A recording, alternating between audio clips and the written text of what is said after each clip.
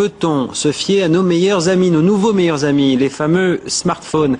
Pas si évident si l'on en croit de récentes démonstrations faites par des pirates aux États-Unis. En réalité, la plupart des téléphones reliés à Internet s'avèrent être de redoutables espions pour leurs propriétaires. Il semblerait que les données, les conversations, les messages puissent être détournés avec une facilité déconcertante. Correspondance à Washington, Loïc Delamorne et Laurent Desbois. Ce reportage de la chaîne CBS vient de provoquer quelque effroi auprès des téléspectateurs américains. Michael Gregg est un expert en piratage informatique. Armé d'un simple ordinateur portable et d'une balise Wi-Fi, il s'est installé au cœur de Central Park à New York et montre comment il peut pirater les téléphones de tous les passants autour de lui. En pénétrant à distance le mobile de cet homme, il va rechercher l'historique de ses achats sur Internet et obtient son numéro de carte bancaire. Puis il piège la journaliste qui l'interroge. Piratant son répertoire téléphonique, il l'appelle en se faisant passer pour son patron. Sur le portable de la victime, c'est bien le nom de son rédacteur en chef qui s'affiche. Cela peut être utilisé pour se faire passer pour votre banque. Vous avez confiance, je vous appelle du numéro de votre banquier et ensuite je vous demande des informations très personnelles, comme des codes par exemple.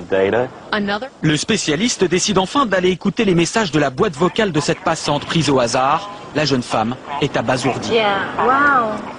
Aujourd'hui, les portables multimédia appelés smartphones ont le vent en poupe. Il s'en est vendu 55 millions dans le monde cette année. Mais contrairement à ce que l'on croit, un smartphone n'est pas simplement relié à Internet. Ce sont tous les smartphones appartenant au même opérateur qui sont en réseau entre eux. En France, par exemple, un portable de Lille communique en permanence avec un autre à Marseille, même si leurs interlocuteurs ne se connaissent pas. Et c'est ce large groupe de portables qui est ensuite relié au réseau mondial Internet. Dans la banlieue de Washington, Trevor Hawthorne, un autre expert en sécurité informatique, tire la sonnette d'alarme. Les smartphones permettent aussi de pister très facilement la position de leurs utilisateurs.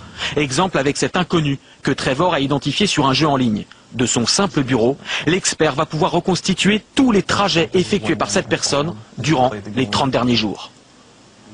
Le portable est l'instrument le plus personnel de chacun d'entre nous. Les gens l'ont tout le temps avec eux et on peut vous suivre à la trace. Les gens s'inquiètent de ce que le gouvernement pourrait faire pour pister les citoyens. Moi je dis qu'ils devraient s'inquiéter de ce que les compagnies commerciales peuvent faire avec ces informations.